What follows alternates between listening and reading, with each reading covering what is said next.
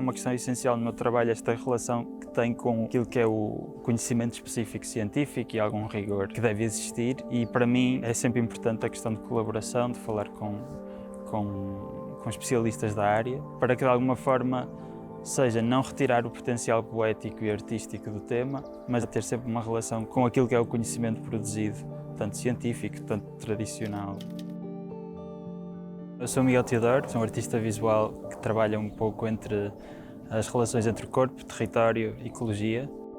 Tenho sempre recorrido a relações de metabolismo enquanto quase metáfora, também para pensar elementos isolados na paisagem, na cidade, mas pensá-lo de alguma forma como parte de um metabolismo grande, territorial, até planetário. E o que me interessa é sobretudo pensar essas questões, incluir as dimensões políticas, sociais, ecológicas.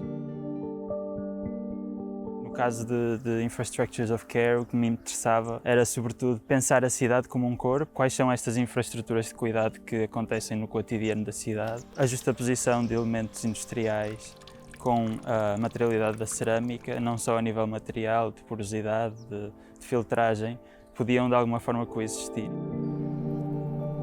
No projeto desenvolvido em 2022 no Generation, chamado Overgrown, partiu deste artefacto literário, que é uma enciclopédia medieval chamada Hortus Sanitatis, de 1492.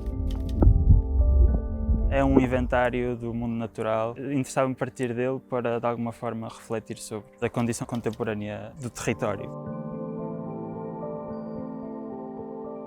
No filme, que desenvolvi com mais 3 colegas, Sigrid Schmeisser, Pablo Valamar Plata e o Yanis Mantzakis, foi um filme que partia daquilo que é o imaginário dos documentários de natureza e era de alguma forma subverter aquilo que são as narrativas aos objetos de estudo. Então, o que, em conjunto com os meus colegas, fizemos foi colocar a figura do guarda de floresta como objeto de filmagem. Estabelecer esta relação entre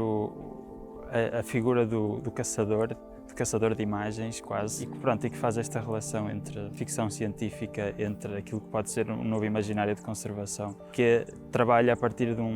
uma infraestrutura, outra vez, que condensa todo este paradoxo de conservação de natureza, que é um corredor ecológico acima de uma autoestrada nos Países Baixos, e que, no fundo, é uma infraestrutura que sobrepõe estas camadas de separação humano-natureza.